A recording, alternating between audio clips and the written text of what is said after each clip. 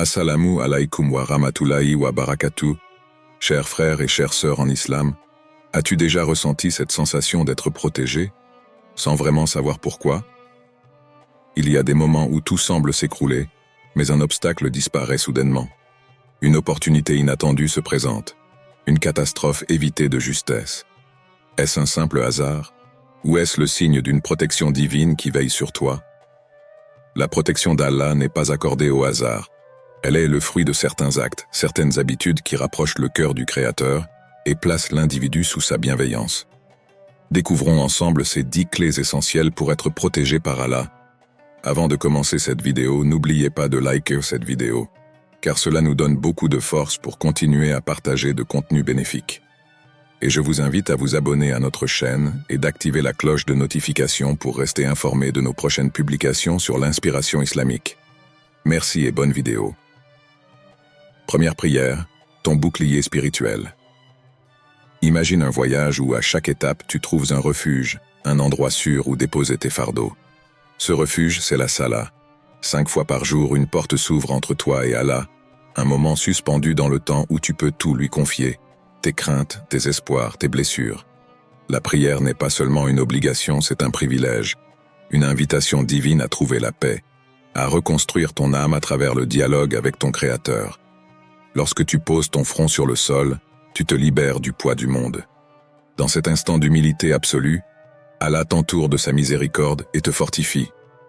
Car en vérité, la Salah n'est pas qu'un rituel. C'est un rempart contre l'adversité, un bouclier invisible qui te protège du mal. Elle t'élève au-dessus des épreuves, t'ancre dans la sérénité et t'offre une force intérieure que rien ne peut ébranler. Ainsi Allah nous rappelle, cherchez secours dans la patience et la prière. Certes, Allah est avec les endurants. Sourate Al-Baqarah 253. Chaque prière est une lumière dans l'obscurité, une arme contre les tourments invisibles. Sans elle, l'âme s'affaiblit, vulnérable aux tempêtes de la vie.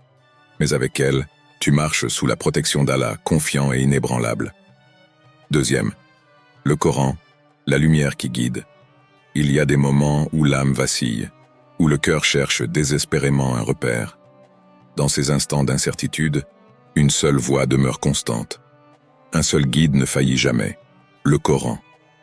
Il n'est pas un simple livre, mais une lumière qui perce les ténèbres, une main tendue par Allah à ceux qui s'égarent. Chaque verset est un souffle divin qui apaise les cœurs troublés, un remède contre l'angoisse et le doute. Lorsque tu ouvres le Coran et que tes lèvres commencent à réciter, le monde change autour de toi. Ton foyer devient un sanctuaire, entouré d'anges.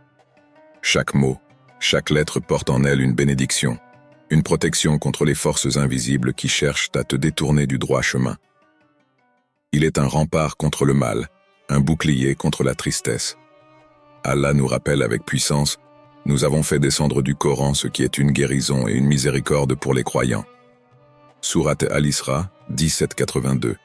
Laisse la parole d'Allah résonner en toi, imprègne-toi de sa sagesse, et observe comment il éloigne le mal de ton cœur et de ta vie. Car celui qui s'attache au Coran ne marche jamais dans l'obscurité. Il avance sous la lumière éclatante de la guidance divine. Troisième, la sincérité dans la quête de savoir. L'ignorance est une obscurité qui étouffe l'âme, tandis que la connaissance est une lumière qui éclaire le chemin du croyant. Apprendre, ce n'est pas seulement accumuler des informations, c'est chercher la vérité avec un cœur sincère, humble devant la grandeur d'Allah. Chaque mot compris, chaque enseignement assimilé est une clé qui ouvre une porte vers la sagesse divine. Mais il ne suffit pas d'apprendre. Il faut comprendre et surtout appliquer. Car la science qui n'est pas mise en pratique est comme une lampe éteinte. Celui qui cherche le savoir avec sincérité se rapproche d'Allah, car il ne le fait ni pour la reconnaissance ni pour la gloire, mais pour raffermir son lien avec son Seigneur et guider son âme vers la droiture. Ainsi, le prophète Bir nous enseigne, celui qui emprunte un chemin pour rechercher la science, Allah lui facilitera un chemin vers le paradis. Muslim. Le savoir protège du doute, il fortifie la foi et éloigne des pièges de l'ignorance. Il est un bouclier contre l'égarement, une armure contre les illusions du monde. Celui qui apprend sincèrement pour se rapprocher d'Allah ne marche jamais seul, car Allah lui ouvre la voie vers la lumière. Quatrième, aider les autres pour être aidé. Imagine un monde où chaque main tendue trouve une autre pour la relever. Un monde où un simple sourire dissipe une tristesse, où un geste de générosité allège un fardeau invisible. Aider les autres, ce n'est pas seulement un acte de bonté, c'est un appel silencieux à la miséricorde d'Allah. Car chaque fois que tu soulages une âme, Allah veille à ce que la tienne ne soit pas abandonnée. L'aide ne se mesure pas en grandeur, mais en sincérité. Une parole réconfortante, un don caché, une prière en secret, autant d'ombres légères sur terre qui deviennent des lumières dans l'au-delà. Celui qui donne sans attendre en retour reçoit d'Allah bien plus que ce qu'il a offert.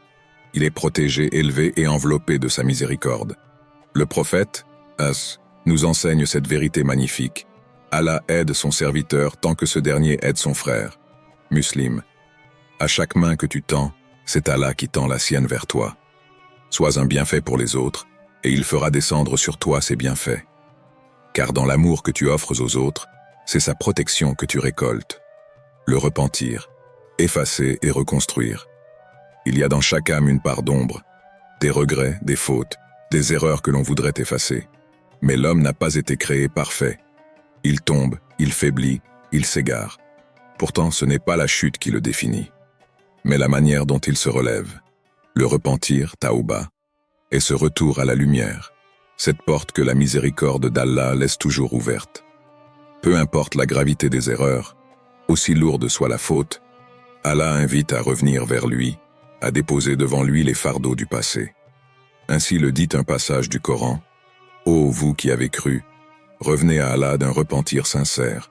Il effacera vos fautes et vous fera entrer dans des jardins sous lesquels coulent les ruisseaux. » Sourate At-Tarim 66, 8. Le repentir n'est pas qu'une simple parole chuchotée du bout des lèvres. Il est un engagement du cœur. Il est cette décision de ne plus regarder en arrière, de ne plus laisser les erreurs définir l'avenir.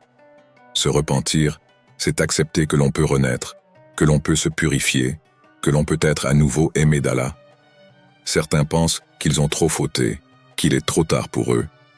Mais qui pourrait limiter la miséricorde d'Allah? N'a-t-il pas promis son pardon à celui qui revient sincèrement vers lui? Les larmes d'un cœur repentant sont plus précieuses que des années d'adoration mécanique, car elles témoignent d'une transformation, d'un retour profond, d'un besoin sincère d'être sauvé. Et Allah protège celui qui se tourne vers lui. Il ne l'abandonne pas. Il le recouvre de sa clémence.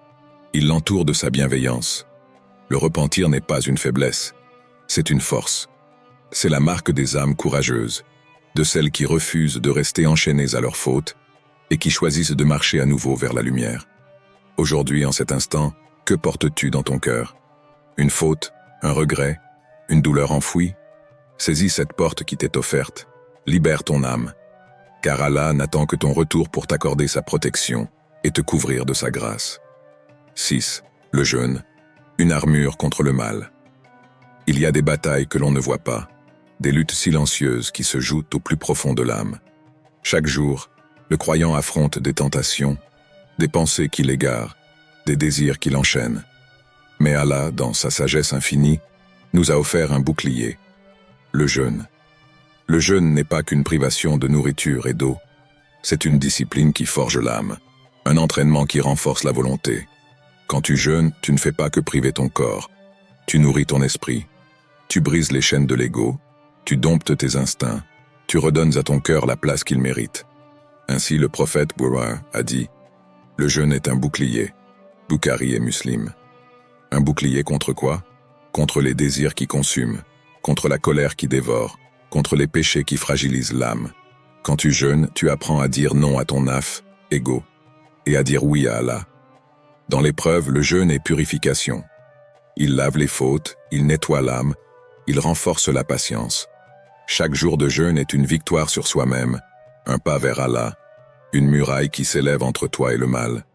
Et lorsque la faim se fait sentir, lorsque la soif devient difficile, souviens-toi, chaque instant de résistance est une preuve de ta foi.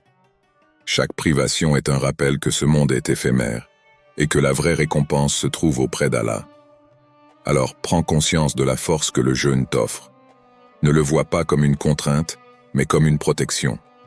Car celui qui sait se priver pour Allah trouve dans cette privation une liberté, une élévation, une forteresse contre les faiblesses de ce monde. L'invocation, l'arme du croyant. Il y a des moments où l'on se sent impuissant, quand l'inquiétude nous serre la poitrine, quand les épreuves deviennent lourdes, quand personne ne semble entendre notre douleur.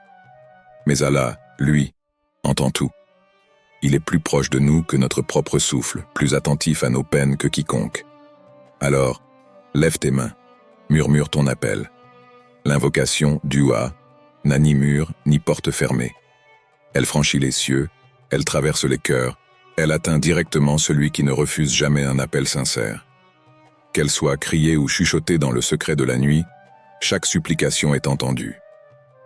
Le prophète, Pissa, a dit « L'invocation est l'essence de l'adoration. » Tirmidhi. L'invocation est un refuge, un abri dans la tempête. C'est là que l'âme brisée se reconstruit, là que les peines trouvent du réconfort, là que les craintes s'apaisent. Celui qui invoque Allah ne se sent jamais seul. Tu as déjà vu un enfant se jeter dans les bras de sa mère après une frayeur? De la même façon, le croyant se jette dans la miséricorde d'Allah à travers l'invocation. Il sait qu'il sera entendu, qu'il sera protégé, qu'il ne sera jamais abandonné. Alors ne laisse jamais un jour passer sans invoquer.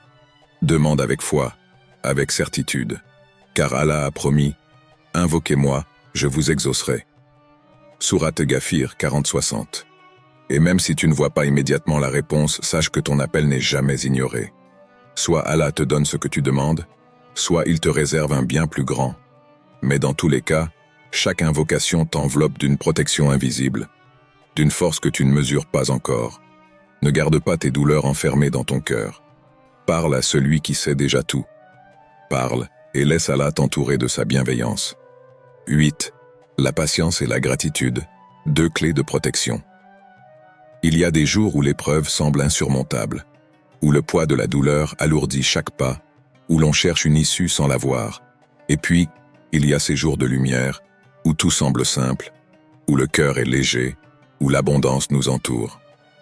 Dans ces deux situations, Allah nous observe, et il nous met à l'épreuve. Quand la difficulté frappe, la patience, sabre, est notre bouclier. Ce n'est pas une résignation ni une soumission à la souffrance. C'est une force. C'est ce souffle intérieur qui nous rappelle que rien n'est éternel, que chaque nuit a son matin, et que chaque douleur cache une sagesse divine. Comme le dit le Coran, « Si vous êtes reconnaissant, je vous accorderai encore davantage. » Sourate Ibrahim 14-7. Et quand le bienfait arrive, la gratitude, shukr, est notre protection, car il est facile d'oublier Allah quand tout va bien. Facile de penser que tout nous est dû, mais le vrai croyant sait que chaque souffle, chaque instant de paix, chaque bénédiction vient d'Allah. Patience et gratitude, deux forces invisibles, mais puissantes. Celui qui endure avec patience ne sera jamais brisé. Celui qui remercie avec sincérité ne sera jamais démuni. Ces deux clés ouvrent les portes de la protection divine. Si aujourd'hui tu traverses une épreuve, sois patient. Allah voit ce que tu endures, et il ne laisse jamais une larme se perdre sans récompenser celui qui l'a versée avec foi. Et si aujourd'hui tu es comblé, sois reconnaissant. Car Allah aime celui qui sait reconnaître ses bienfaits et ne les prend pas pour acquis. La patience dans l'épreuve et la gratitude dans l'abondance ne sont pas de simples attitudes. Ce sont des portes qui te maintiennent sous la protection d'Allah. 9. S'éloigner du péché pour attirer la bénédiction. Chaque action que nous faisons nous rapproche soit de la lumière, soit de l'obscurité. Chaque choix est une direction. Et parfois, nous trébuchons, attirés par ce qui brille, par ce qui semble facile. Mais ce qui semble beau à l'œil peut être un piège pour l'âme, car chaque péché ouvre une brèche dans notre protection. Loin d'Allah, on se sent plus vulnérable. On ressent ce vide, cette agitation intérieure, cette impression d'être perdu. Mais Allah, dans son infinie miséricorde, nous laisse toujours une porte ouverte, celle du retour. Ainsi est-il mentionné dans le Coran, « Et ceux qui luttent pour notre cause, nous les guiderons certes vers nos sentiers. » Sourate Al-Ankabut 29-69. Lutter contre le péché, c'est choisir d'être protégé. Ce n'est pas facile. Chaque jour est une bataille contre nos désirs, contre nos habitudes, contre ce que notre âme veut mais que notre foi refuse. Mais chaque effort compte. Chaque fois que tu dis non à une tentation, chaque fois que tu résistes, tu attires la miséricorde d'Allah sur toi. Car s'éloigner du péché, ce n'est pas simplement éviter un mal, c'est faire de la place pour le bien. Plus tu purifies ton cœur, plus Allah y déverse sa lumière. Plus tu éloignes ce qui te nuit, plus il t'accorde sa protection. Alors aujourd'hui, pose-toi la question, quelles sont ces choses qui affaiblissent ton lien avec Allah? Quelles sont ces habitudes, ces erreurs récurrentes, ces distractions qui te volent ton temps, ta paix intérieure, ta connexion avec lui? Ne pense pas que tu dois tout changer en un jour. Un pas après l'autre, une lutte après l'autre, et Allah te guidera vers un chemin meilleur. Car chaque effort sincère pour s'éloigner du péché est une porte qui s'ouvre vers la bénédiction. Chaque lutte contre le mal est un pas vers la protection d'Allah. 10. La confiance absolue en Allah, tawakkul. Le tawakkul, c'est l'art de lâcher prise tout en avançant avec conviction. C'est cette certitude inébranlable que quoi qu'il arrive, Allah veille, guide et protège. Celui qui place véritablement sa confiance en lui n'est jamais troublé, car il sait que derrière chaque épreuve, chaque retard, chaque difficulté, il y a une sagesse divine qui échappe à notre compréhension limitée. Allah dit, et quiconque place sa confiance en Allah, il lui suffit. Sourate At-Talaq, 65-3. Ces paroles résonnent comme une promesse divine. Allah suffit à celui qui lui confie son sort. Mais cette confiance ne signifie pas l'inaction, bien au contraire. Elle exige une démarche active, une volonté de faire de son mieux tout en remettant le résultat entre les mains du Créateur. Premier, tawakkul et action. Avancer tout en faisant confiance. Le prophète nous a enseigné une leçon essentielle sur la vraie nature du tawakkul. Un homme est venu lui demander « Dois-je attacher mon chameau ou me fier à Allah ?» Le prophète lui répondit « Attache ton chameau et place ta confiance en Allah. » Ce hadith illustre parfaitement l'équilibre du tawakkul. Il ne s'agit pas de rester passif en espérant qu'Allah fasse tout à notre place, mais d'agir avec sagesse et détermination tout en plaçant notre cœur entre ses mains. 2. Le soulagement du cœur. Ne plus craindre l'avenir. Celui qui pratique le tawakkul ne vit plus dans la peur du lendemain. Il sait que chaque porte qui se ferme est en réalité une protection, et que chaque retard cache un bien qu'il ne voit pas encore.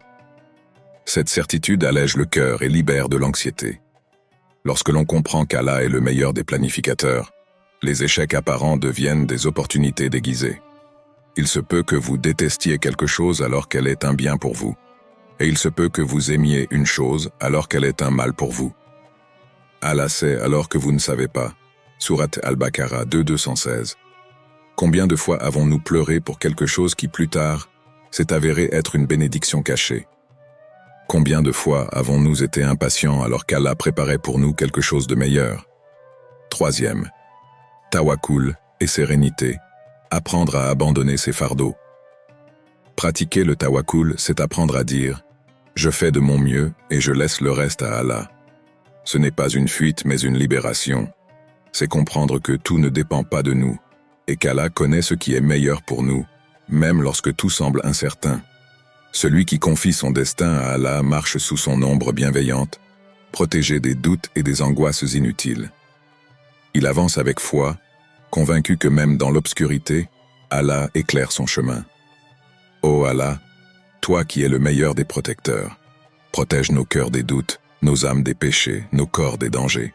Accorde-nous ta lumière dans l'obscurité, ta guidance dans l'égarement. Fais de nous ceux qui méritent ton amour et ta miséricorde. Amen.